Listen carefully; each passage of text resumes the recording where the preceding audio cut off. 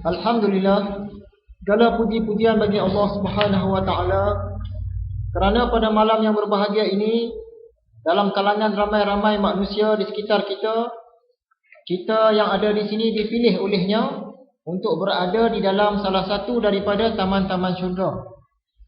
Sesungguhnya kehadiran kita ke sini sangat disukai oleh para malaikat. Cuma kita tak nampak malaikat-malaikat ni. Kalau kita nampak, tentulah kita pun berasa sangat-sangat seronok. Para malaikat ini selain daripada dia datang mengurumuni, mengelilingi kita dan menaungkan sayapnya kepada kita, dia juga memohonkan keampunan untuk kita selama kita berada di dalam majlis ini. Sekalipun kita tak nampak.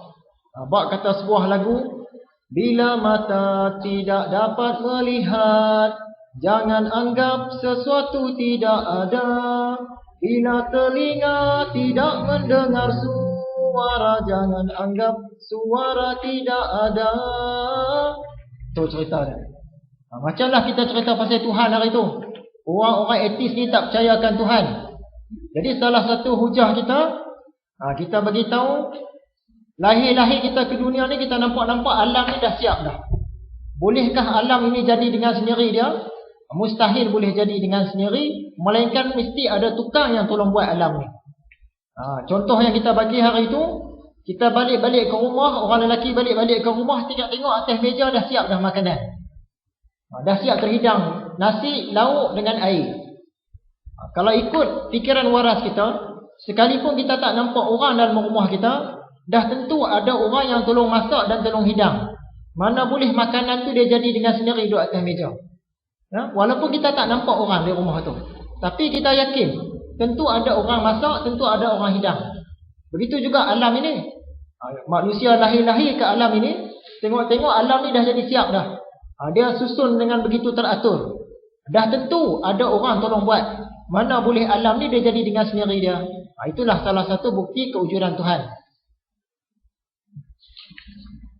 Hadirin yang dirahmati Allah sekalian, sebelum kita melangkah lebih jauh ke dalam kitab Ihya Ulumuddin kita ini, kita sama-sama melihat ringkasan kuliah yang terdahulu. Yang warna merah ni bawah sikit. Tajuk dia ringkasan kuliah terdahulu. Kalau mengikutkan kitab Ihya ini, kita sudah masuk ke muka surat 106. Tak apa, kita tengok yang kuliah yang lepas. Antara perkara yang kita sentuh, adakah ilmu kalam pada zaman Nabi? Jawapannya tak ada. Zaman itu ilmu kalam belum tersusun. Mengapakah ilmu kalam ada selepas itu? Jawapannya, sebab timbulnya bid'ah-bid'ah dalam agama, khususnya yang berkaitan dengan ketuhanan. Nak selamatkan akidah orang biasa macam kita ni, para ulama dia susun ilmu kalam. Seandainya bid'ah-bid'ah itu tidak ada seperti zaman Nabi. Zaman Nabi orang tak cerita lagi pasal bid'ah-bid'ah ni. Apa yang akan terjadi kepada ilmu kalam? Seandainya tak ada bid'ah-bid'ah ini, ilmu kalam tidak diperlukan. Tak ada pun tak apa, tak disusun pun tidak mengapa. Tapi disebabkan ada masalah, orang-orang awam ni bercakap tentang Tuhan tak ketahuan pasal, maka ulama-ulama terpaksa susun ilmu kalam. Seandainya ilmu kalam ni tak ada, macam mana cara kita nak kenal dengan Tuhan? Nak kenal sifat dia, nak kenal af'al dia? Kata Imam Al-Ghazali, nak kenal Tuhan, nak kenal sifat dan af'al dia melalui ilmu mukasyafah. Melalui ilmu mukasyafah.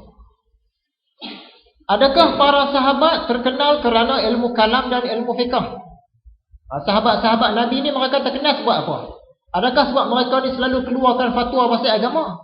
Ataupun mereka ni selalu berbicara, berdebat, berbalah tentang soal-soal agama?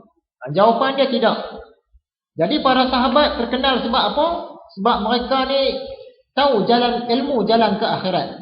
Yang tu yang kita nak cari. Kemudian kita sentuh juga tentang satu persoalan. Adakah Nabi Zulkifli dia sama dengan Gautama Buddha? Gautama Buddha tu pengasas agama Buddha. Setengah orang kata kemungkinan ada persamaan. Bahagian mana yang nak sama tu? Bahagian nama Nabi Zulkifli. Di belakang Zu tu ada kafala.